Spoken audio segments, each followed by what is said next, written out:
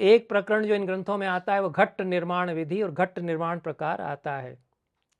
तो घट जो है वह घाट घाट को कहते हैं।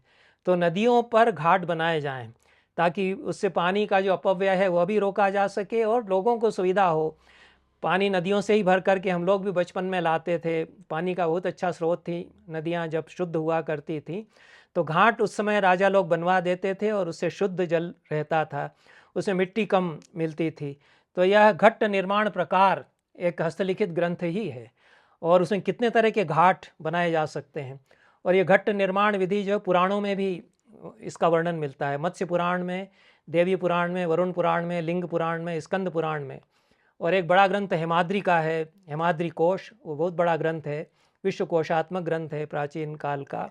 उसमें भी ये सारी विधियां बताई गई हैं। तो ये घट निर्माण के लेखक,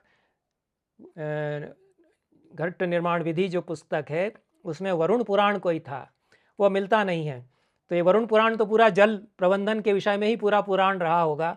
उन्होंने इस पुराण से वचन उद्धृत किए हैं कि कैसे घाट बनाया जाएगा, और ये बहुत प्राचीन विद्या है। घाट कितने सुंदर पहले हमारे यहाँ बनाए जाते थे, इसीलिए जहाँ अच्छे नगरों में अच्छी नदियाँ हैं वहाँ घाट अच्छे बनते हुए मिलते हैं। और जो जल प्रबंधन के शिल्पकार थे, कारीगर जो थे, जो जल प्रबंधन में लगे रहते थे, उनका वर्णन वेदों से ही हमको मिलने लगता है। तो स्थपति जो है, जल प्रबंधन के स्थपति अलग हुआ करते थे। तो वो लोग वाटर मैनेजमेंट जानते थे और पानी के निकास की विधियाँ, कंजर्वेशन की विधियों को वो जानते थे। तो आजकल जिस तरह से अलग से इंजीनियर्स होते हैं जो हमारे वाटर मैनेजमेंट डिपार्टमेंट के हो सकते हैं, उस तरह से व्यवस्था प्राचीन काल में की गई थी। और ये स्थपति बहुत ध्यान रखते थे कि पानी का नियोजन अच्छी तरह से हो।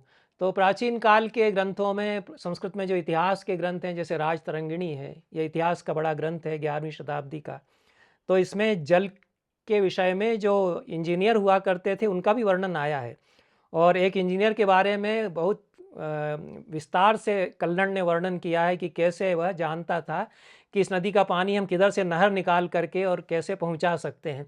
इसमें उसकी बुद्धि बहुत काम करती थी। तो हमारे यहाँ इस प्रकार से हम देखते हैं कि जल विज्ञान, जल प्रबंधन और जल संरक्षण, इसके लिए बहुत सुंदर व्यवस्थाएं प्राचीन काल में की गई और इनका संस्कृत साहित्य के अध्ययन से आज भी हम उपयोग कर सकते हैं और आज इनसे हम सीख सकते हैं। विशेष रूप से जो भावना है हमारे ऋषियों की कि जल में देवता का वास है, या अमृत के समान है, इसका प्रचार किया जाए तो जल संरक्षण के प्रति लोगों को हम उन्मुख बना सकते हैं।